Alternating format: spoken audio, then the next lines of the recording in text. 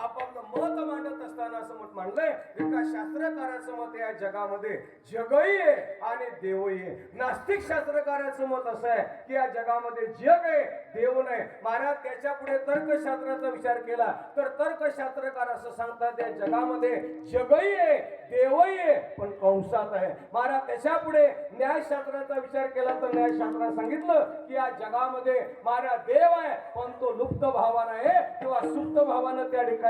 महाराज वारकरी संप्रदाय परंपरेचा विचार केला तर या जगामध्ये तुकोबरे आदी करून संत सांगतात जे आहे ते देवच आहे. देव झाले अवघे जन, दोष गुण हरपले. या जगात जे आहे तो परमात्मा आहे. मग जर त्या ठिकाणी या नरदेहातील आलेल्या जीवाचे प्रत्येकाची जर सार्थकता भगवान परमात्म्याच्या प्राप्तीमध्ये, तर उत्तर असे तो भगवान परमात्मा आम्हाला प्राप्त करायचा नाही. कारण शास्त्रकार सांगतात प्राप्ताची प्राप्ती आहे. मग जो परमात्मा तुम्हाला आम्हाला प्राप्त करायचं आहे आणि ते प्राप्त करण्यासाठी साधन जर का असेल तर हे मानवी शरीर आहे. हे शरीर तुम्हाला आम्हाला साधन दिलेलं आहे. साध्य जर का असेल तर त्या भगवान परमात्म्याची ओळख करायची आहे. त्या ठिकाणी ओळखीला हरी धन्य तो संसारे, मोक्ष त्याचे घरी सिद्धी सहित. कारण जोपर्यंत त्या भगवान परमात्म्याची ओळख नाही तोपर्यंत मोक्ष त्याचे घरी, त्याच्या घरी मायबाप मोक्ष त्या ठिकाणी मिळत नाही. पण प्रश्न निर्माण होतो घरी म्हणजे नेमकं कोणत्या घरी? कारण जगामध्ये अनेक प्रकारचे घर शास्त्रात सांगितले बरं का. त्या ठिकाणी तैजा पाचा उभविले घर, त्याला नो दरवाजा हिरे, सांगरे खेळया याचे नाव काय, कोण रचिले माझ्या बाहेरे. एक घर. दुसरं सांगितलं हे विश्वाची माझे घर, ऐशी मती दयाची स्थिर, किंबहुना चराचर आपणची झाला. एक जगत घर आहे. आणि तिसरं सांगितलं त्या ठिकाणी महाराज पंचमहाभूताचं तुम्हाला आम्हाला मिळालेले शरीर काय आहे, एक घर आहे. आणि या घरामध्ये तो भगवान परमात्मा प्राप्त आहे. फक्त प्राप्त असलेल्या परमात्म्याची काय करायची, ओळख करायची. मी एक वाक्य जरा जबाबदारी बोलतो कारण सगळे बहुसुर श्रोते जर ज्ञानेश्वरीचं पारायण करून, ज्ञानेश्वरी पाठ करून, रामायण सांगून, रामायण ऐकून, कीर्तन करून, कीर्तन ऐकून, टाळ मृदंग वाजून, त्या ठिकाणी गायन चिंतन करून जर देव भेटावा अशी जर कोणाची अपेक्षा असेल तर हा बावळटपणा इथं सोडून द्या. हा बावळटपणा या जागेवर सोडा. कारण हे जे सगळे साधन आहे हे देवाच्या प्राप्तीसाठी नाहीत.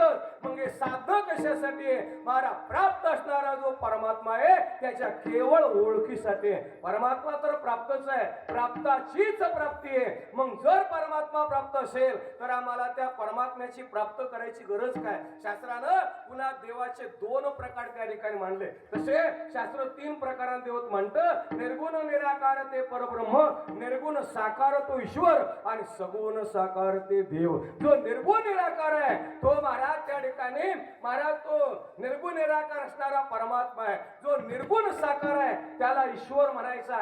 त्या ईश्वराला माया नावानं कल्पित भेद झाला आणि निर्माण हे जग झालं आणि या जगामध्ये जो भरला तो सगुण साकार देव आहे. मग या तीन पैकी महाराज त्या ठिकाणी आम्हाला जो प्राप्त करायचा आहे तो देव प्राप्त करायचा आहे का सगुण साकार असणारा महाराज परमात्मा स्थापन करायचा आहे का निर्गुण निराकार असणारा परब्रह्म प्राप्त करायचे? तर उत्तर आहे महाराज सगुण साकार परमात्मा ही प्राप्त करायचा नाही. कारण जो सगुण साकार झाला शास्त्र तुकोबर आहे सांगता येत नाही उरू, आले अवतार हेर ते पामर जीव किती, राम कृष्ण अधिक साचार ते न राहिले या भूमीवर. रामकृष्णाधिकाने अवतार घेतला परंतु त्यांना देखील अवतार कार्य संपवावं लागलं. म्हणून आम्हाला त्या रामाची प्राप्ती करायची नाही. मग आम्हाला तो राम प्राप्त करायचा आहे की जो जो राम महाराज त्या ठिकाणी सब घट घट में बैठा, जो सर्व घटी राम देहा देई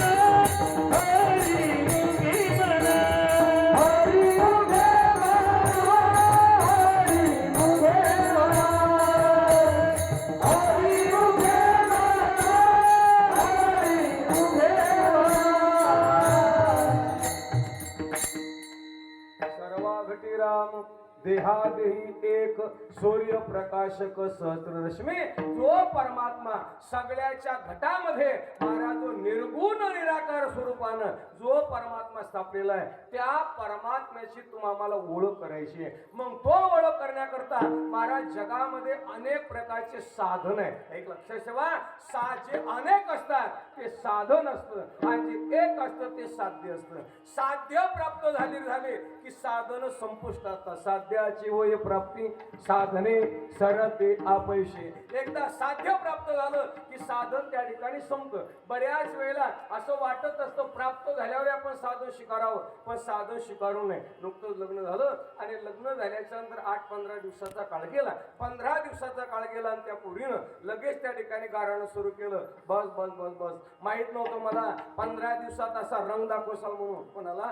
नवऱ्याला म्हणू लागले केवळ 15 दिवसात असा रंग दाखवसाल असं मला वाटून दोघांना विचारलं काय झालं, काय रंग दाखवला मी? काय रंग दाखवला म्हणजे लग्नाच्या अगोदर त्या ठिकाणी कुठं गोव्याला नेत होते, कोकणात नेत होते, संभाजीनगरहून 3दा आणलं, इकडे नेत होते तिकडे नेत होते. आता 15 दिवस झाले लग्न होऊन त्या ठिकाणी साधं जळगाव मैत्री नेलं का? सहजची बिचारी म्हणते यानं सहज सांगितलं. अगं बावलट म्हणे एकदा निकाल लागल्यावर कोणी प्रचार करत असतं का? प्रचार कुठपर्यंत करायचा आहे? जोपर्यंत निकाल लागत नाही तोपर्यंत.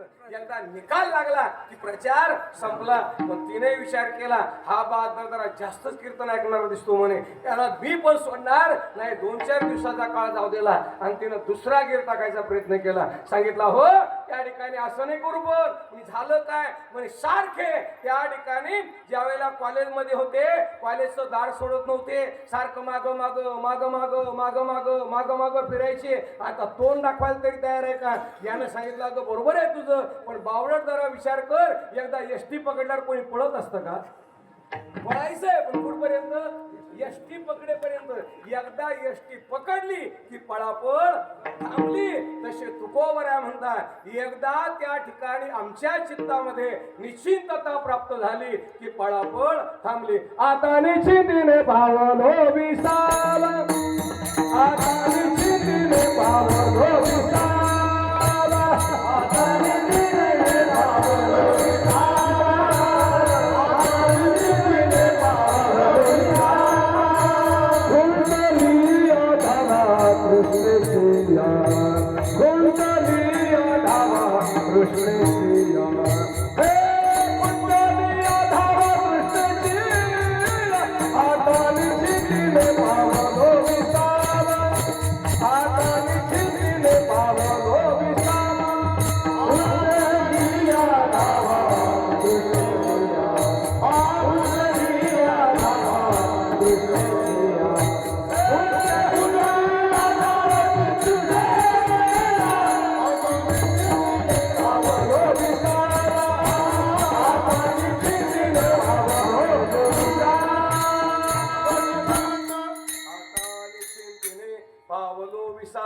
कधी खुंटलिया धावा तृष्णेची.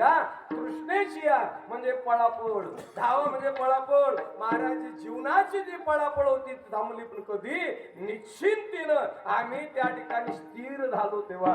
इथं निश्चिंतता शब्द फार महत्वाचा आहे. निश्चिंतता म्हणजे चिंता नसणारा, पण चिंता कधी नसते हो. महाराजांचा गोड अभंग आहे, चिंता नाही गावी विष्णुदासाची घोष जय जयकार सदा. आणि त्याचं कारण नारायण घरी साठविले धन अवघेची वान तया पोटी. नारायण नावाचं धन या अंतकरणामध्ये साठवलं की मग मात्र आता निश्चिंतीने पावलो विसावा. मग तो भगवान परमात्मा महाराज जो सगुण साकार रूपानं त्या ठिकाणी अंतकरणामध्ये स्थित आहे. शास्त्र सांगतो तो अंश रूपानं आहे, किंवा सगळ्या ठिकाणी जो परमात्मा भरलेला आहे तो अंश रूपानं आहे. आणि जो प्राप्त करायचा आहे तो अंशी प्राप्त करायचा आहे. कारण अंश वेगळा आणि अंशी वेगळा. अंशाचे आणि अंशीचे गुणधर्म जरी सारखे असले तरी दोघांमध्ये भलं मोठं अंतर आहे. अंश आणि अंश एका मिनिटात सांगतो. मला सांगायचे मीठ आहे मीठ, खरं म्हणजे मीठ म्हणून सुद्धा पाप आहे बरं का. कीर्तनकारांतरी इथं बसून मीठ म्हणू नये, पण तुम्हाला कळू नये कळावं म्हणून मीठ म्हटलं मी. कारण मीठ हा जो शब्द आहे, मीठ हा शब्द फारसी भाषेतला आहे. मीठ जो हा शब्द आहे हा मीठ शब्द मराठी वाङ्मयातला नाही, मीठ हा शब्द इंग्रजी नाही, मीठ हा शब्द संस्कृत नाही, मीठ हा शब्द फारशी आहे आणि मीठ या शब्दाचा अर्थ आहे मांस. मिठाला फारशीमध्ये काय म्हणतात? मांस. म्हणून त्या ठिकाणी मीठ आपण